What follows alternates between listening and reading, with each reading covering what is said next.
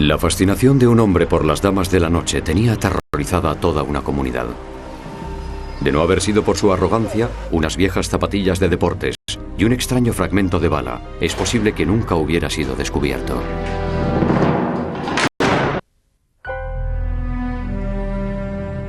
La agricultura es un gran negocio en Bakersfield, California. La zona goza de un clima cálido, extensas llanuras y un complejo sistema de canales para regar los cultivos. En 1986, unos excursionistas encontraron pruebas de un crimen en uno de esos canales. Se trataba del cuerpo en descomposición de una joven. Pensamos que lo más probable era que hubieran arrojado el cuerpo al canal más arriba y hubiera ido flotando hasta el lugar donde lo encontramos. El cuerpo había estado flotando en el agua durante varios días y cualquier prueba que hubiera podido aprovecharse se había perdido. No quedaba ninguna prueba física aparte de la ropa que llevaba cuando encontramos el cuerpo. La autopsia no dejaba ninguna duda. Había sido asesinada. Presentaba múltiples heridas de bala. Una de las balas se había alojado en la columna, en la espina dorsal. Y la otra bala estaba alojada en el pecho.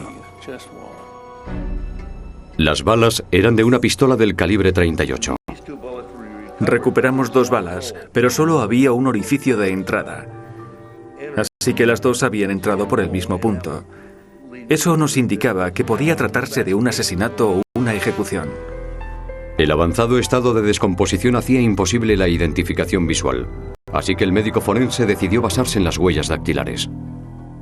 Se pueden tomar las huellas dactilares de la misma forma que se hace con las huellas latentes y después pueden analizarse.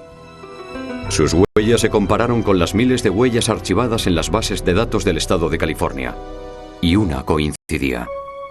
La víctima era Kay Bradley, de 21 años, que había sido detenida con anterioridad por prostitución. Al investigar su pasado, averiguaron que se había criado en Los Ángeles. Había sido una alumna destacada, una excelente amazona y bailarina. Su tía, que nos pidió guardar su anonimato, decía que Kay era una joven destinada a triunfar. Tenía mucho talento artístico.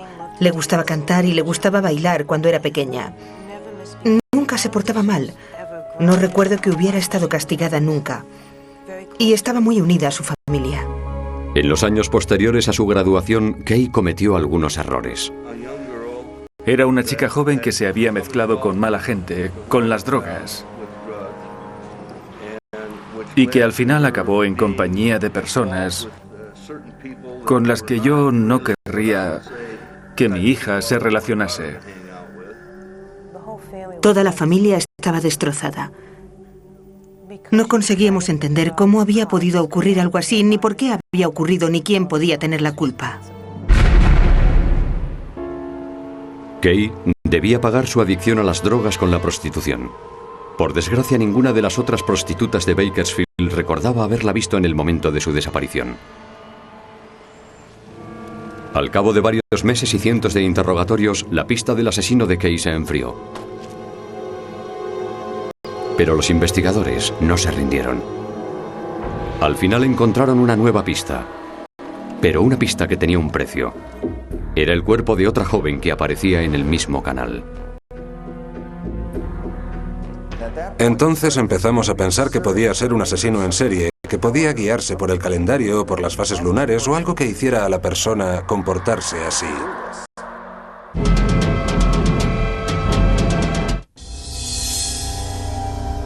Un año después del asesinato de Kay Bradley, aparecía el cuerpo de una segunda mujer en el mismo canal de riego a las afueras de Bakersfield, California. Parecía ser una mujer joven, pero no llevaba ninguna identificación. No sabíamos ni quién había sido ni por qué, y esos son los casos más difíciles de resolver. La autopsia reveló que la chica había muerto a consecuencia de 3 disparos hechos con un revólver del calibre 38.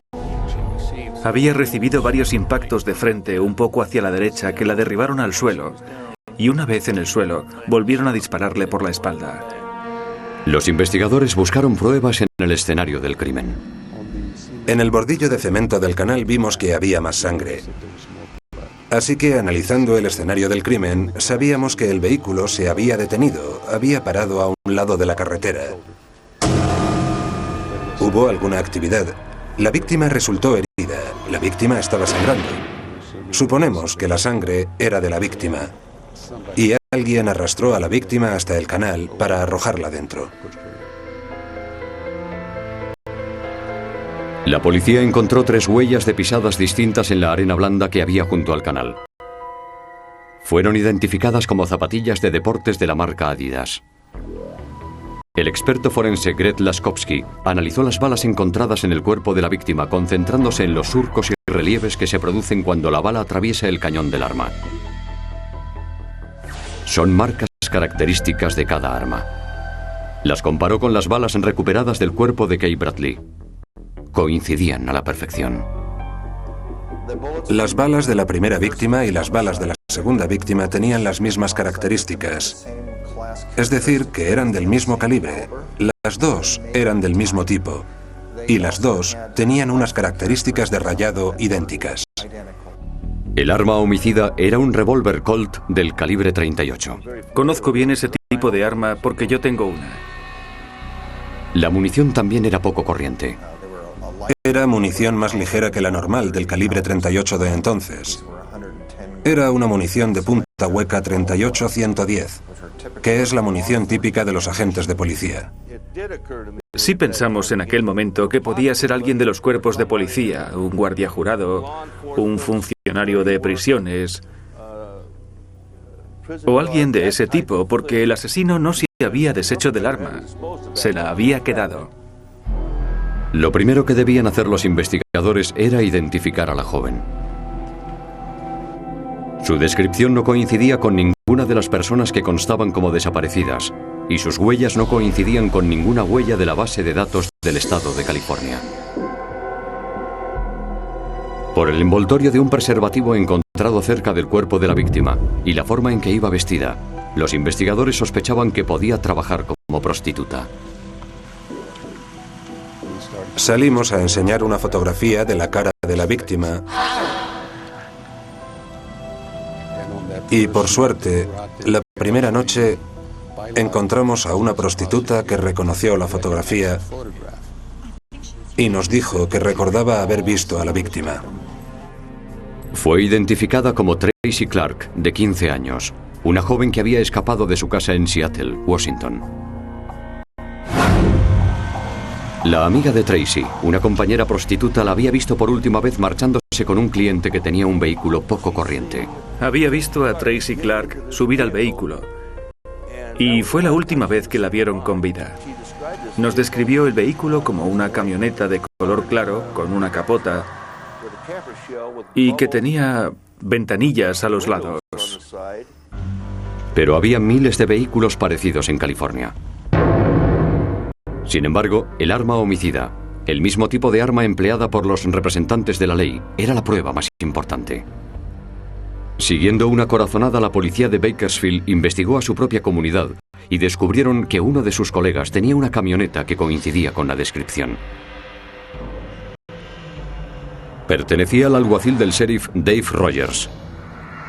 Irónicamente, Rogers había sido el antiguo compañero del detective Solís. Trabajamos juntos durante, no sé, supongo que 2 o 3 años en el mismo cuerpo. Él me cubría las espaldas a mí y yo le cubría las espaldas a él. Y tomábamos café juntos. El alguacil Rogers, un veterano con 11 años de servicio, era un hombre conocido y respetado en la comunidad. Para averiguar si la camioneta de Rogers era a la que había subido Tracy, los investigadores hicieron un experimento un tanto atípico. Fui a recoger a la testigo y le dije que íbamos a dar una vuelta para ver si podía reconocer algún vehículo. El investigador Laggy le enseñó varios vehículos parecidos que había en Bakersfield. Pero el que ella identificó fue el que había aparcado frente a la casa del alguacil Rogers. Empezó a gritar: esa es la camioneta, vaya a arrestarle, vaya a arrestarle. Y le dije: ¿está usted segura? Y me dijo: absolutamente. Al ser interrogado, Rogers negó cualquier implicación en los asesinatos. Su arma reglamentaria, una Smith & Wesson 357 Magnum, no podía ser el arma homicida. Y no había constancia de que Rogers hubiera tenido nunca un revólver del calibre 38. Los investigadores y la fiscalía iban a necesitar mucho más que la sospecha de que Rogers estaba implicado de alguna forma.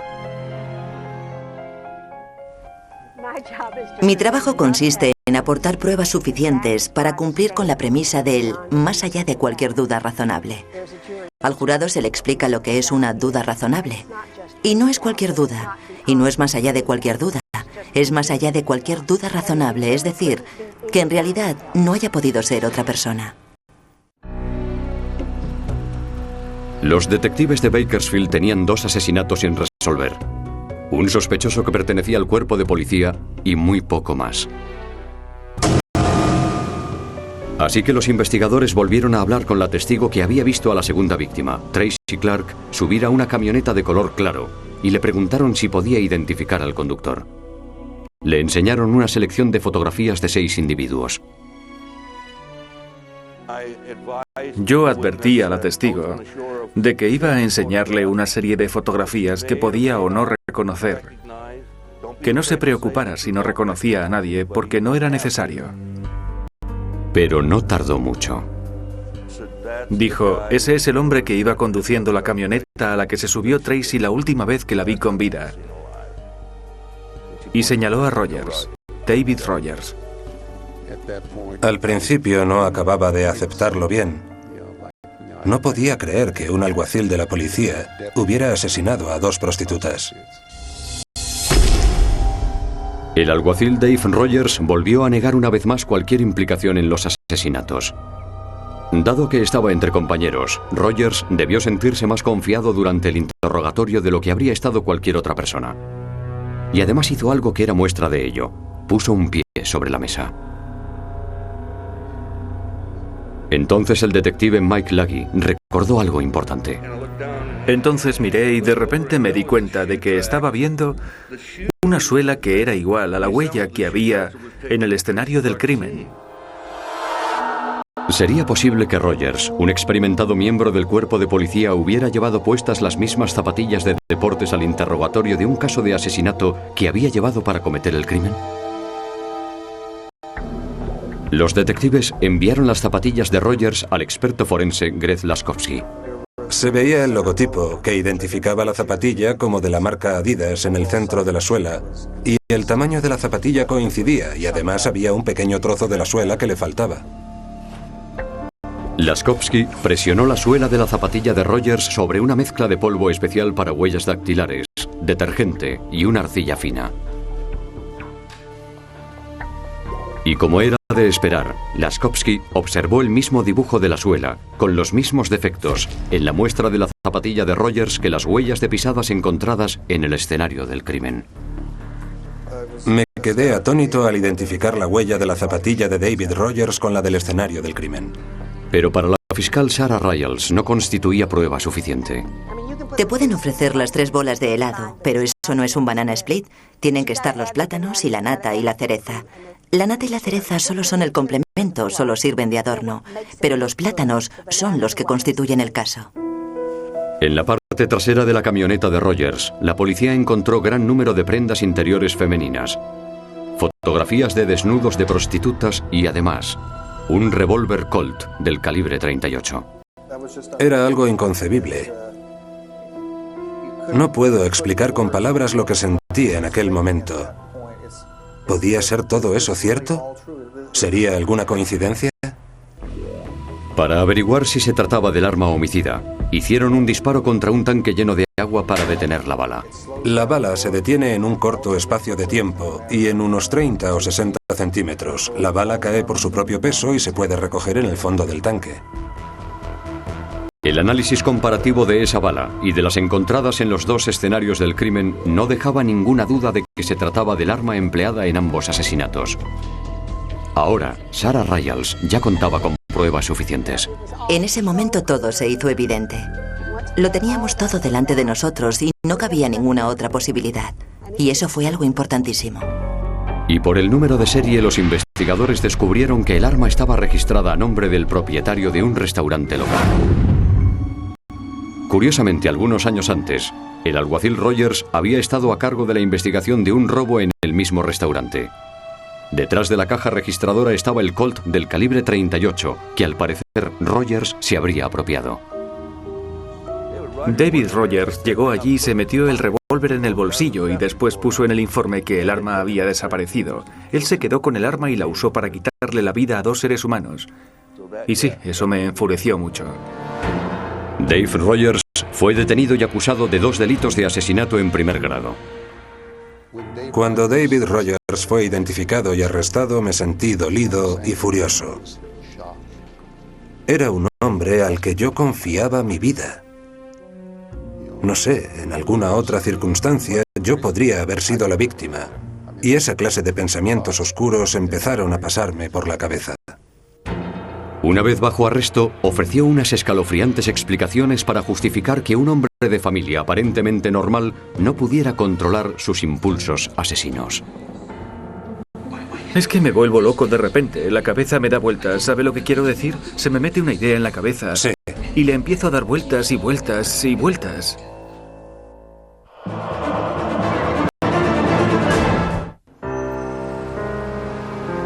Los ciudadanos de Bakersfield se quedaron sorprendidos al saber que un agente de policía había sido acusado del asesinato de Kay Bradley, de 21 años, y Tracy Clark, de 15 años. La mujer de Dave Rogers casi no podía creerlo. Era un buen padre de familia, un buen ser humano. Y ese es el Dave Rogers que yo conocía. Es difícil imaginar que un hombre como él sea un asesino, y presuntamente un asesino sanguinario. Pero las pruebas forenses eran abrumadoras. Cuando el caso llegó a juicio ya no se trataba de encontrar al culpable. La cuestión era qué había motivado al acusado y cuál era su grado de culpabilidad. Cuál era su estado de ánimo en el momento del crimen. En una entrevista grabada con un psicólogo de la prisión, Rogers reconoció usar los servicios de las prostitutas. No tengo prejuicios. He estado contratando negras, he contratado blancas, he contratado mexicanas. Queda muy formal eso de decir contratado. Bueno, porque eso es lo que he hecho. He salido a la calle y he contratado prostitutas. Y finalmente, Rogers reconoció haber llevado a Tracy Clark al canal. Dijo que habían tenido una discusión. Ella le dijo algo como que ya llevaba mucho tiempo y que debía darle más dinero o algo parecido. No sé si me llamó marica o maricón o algo de eso, pero desde luego hizo algún comentario sobre que tenía preferencias sexuales distintas. Rogers dijo que había echado a Tracy de la camioneta, pero que ella se puso delante y se negaba a apartarse. También dijo que le amenazó con ponerle una denuncia.